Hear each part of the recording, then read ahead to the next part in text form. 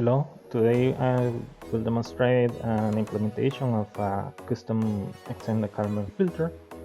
For those who don't know, the Kalman filter is a well-known algorithm and is widely common used in state estimation. In this example, I will try to fuse information of the robot IMU and the robot GPS and make some predictions about this and try to estimate where is the robot in the system, in the world.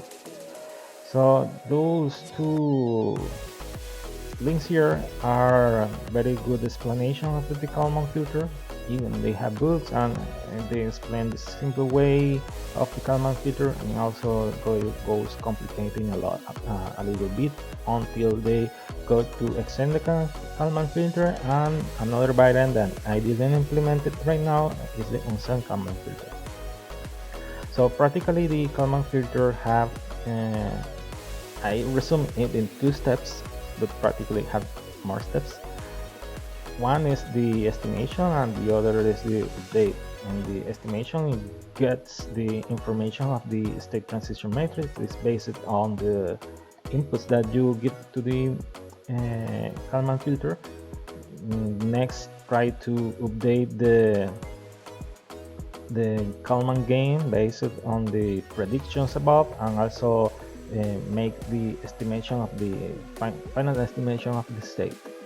So what I'm doing here, I'm getting these x and y positions based on the GPS signal and these another variables of the IMU, and fuse it to get the estimation of where is the robot.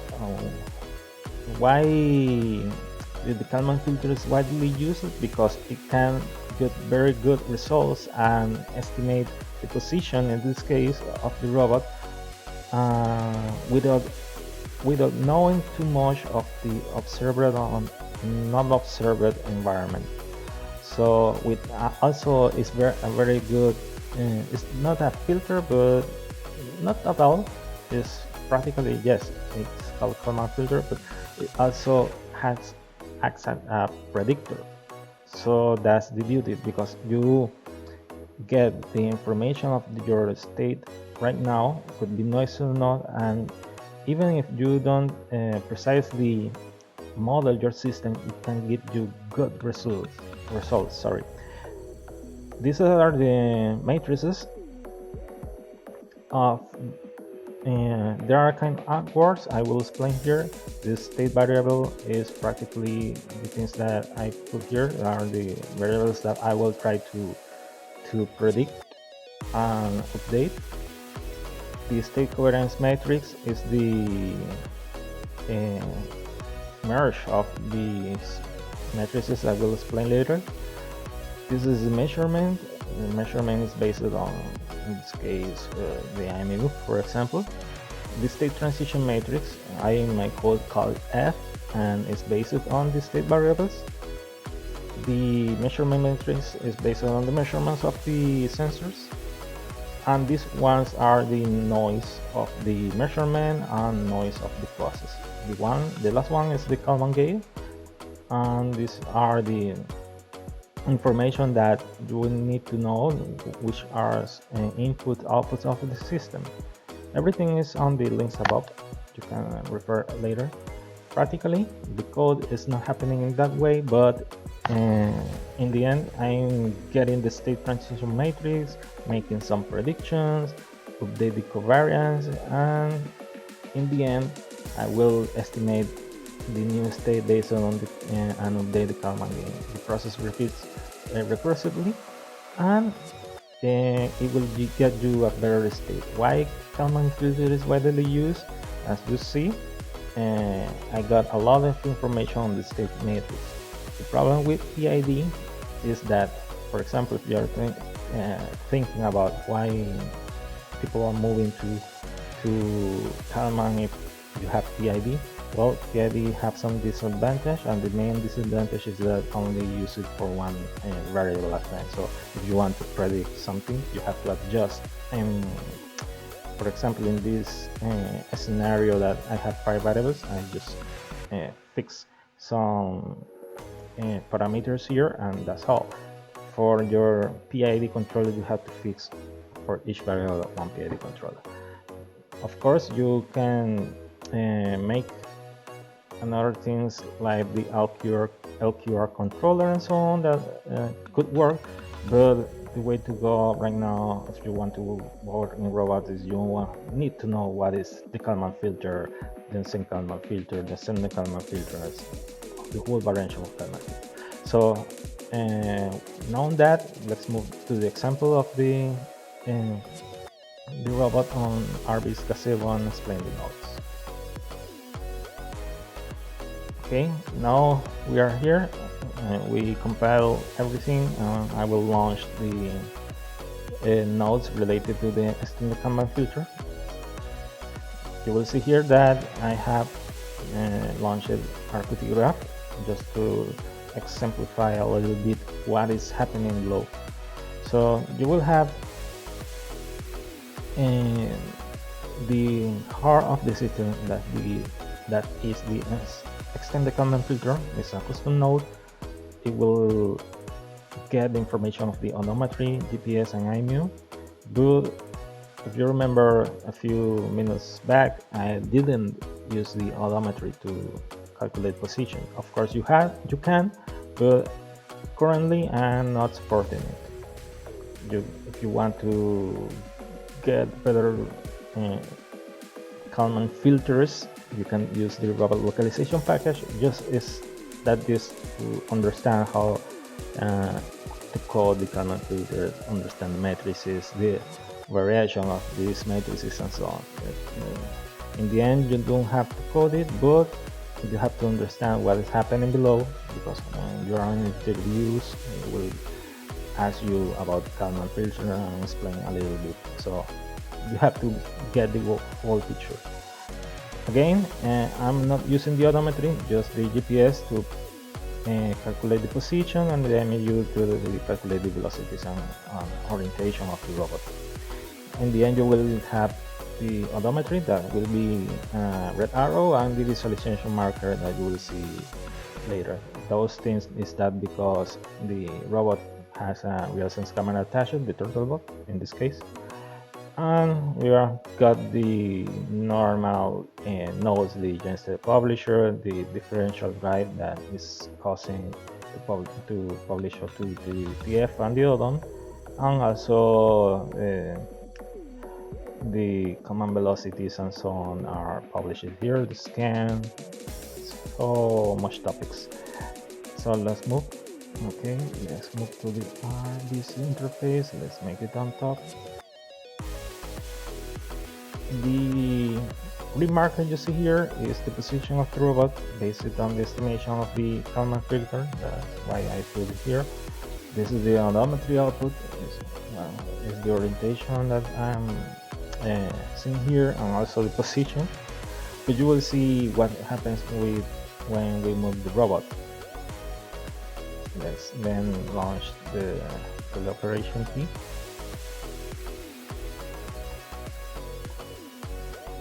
Okay, now let's move the robot,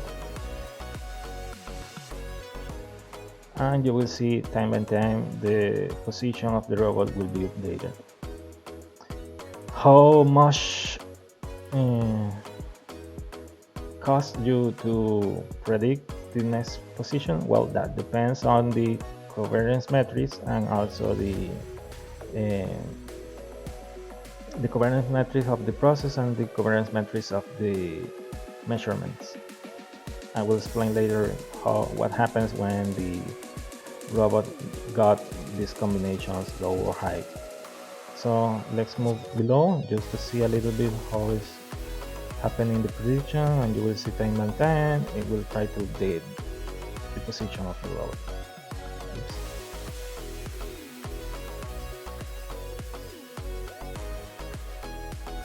And practically that's the whole project. Now let's move to the explanation of what happens when you see, for example, low process covariance on high measurement covariance, the combination.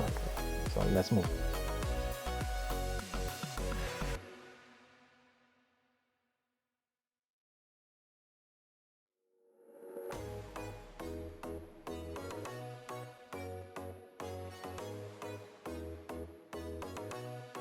Here we are looking the effects of low Q and low R values of the covariance matrices. The Q matrix is the process covariance matrix and the R matrix is the measurement covariance matrix. With both values being low, the algorithm trusts both the model and the sensor measurements equally, but might react slowly to the sudden changes. Also, the filters becomes very rigid and is less noise in the state estimate.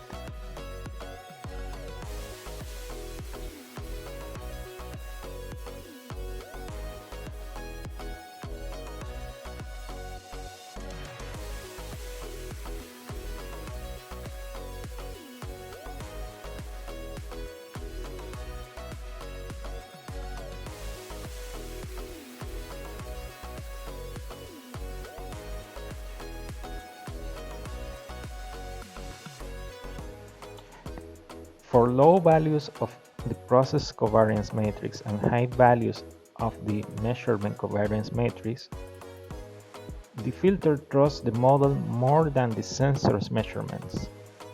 The sensor data is considered noisy, so the extended Kalman filter relies more on predictions. This also can lead to the drift if the model is inaccurate.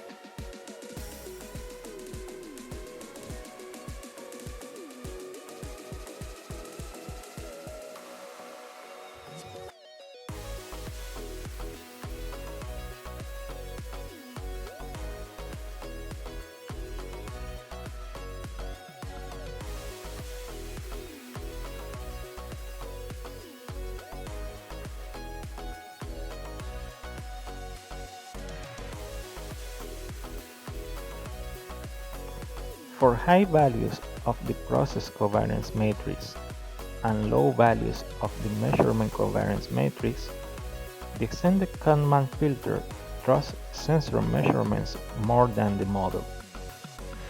It can react quickly to measurement changes, even small fluctuations. The extended Kalman filter is more noisy in the state estimate, leading to instability.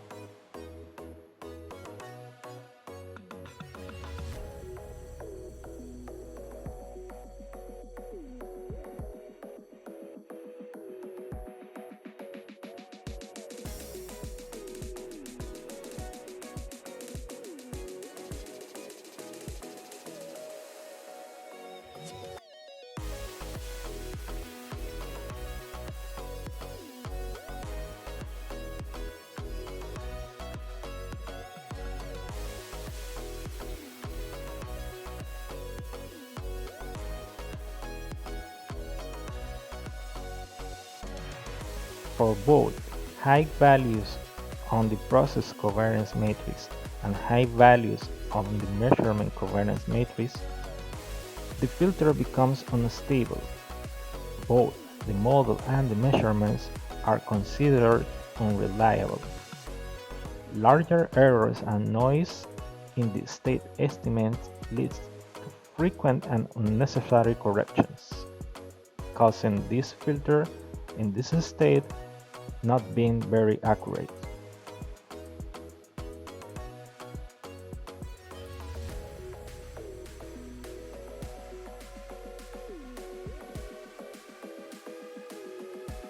Okay, in conclusion, the Kalman filter is a good state estimation algorithm. It's very widely used on computer vision, also for tracking an object, for example, or in this case, tracking a vehicle position. You can also use in one dimension as in multiple dimensions because the versatility of the filter. You can get very good, accurate, and very well estimates of your current states. And also this filter have some variations. The main filter is the Kalman filter.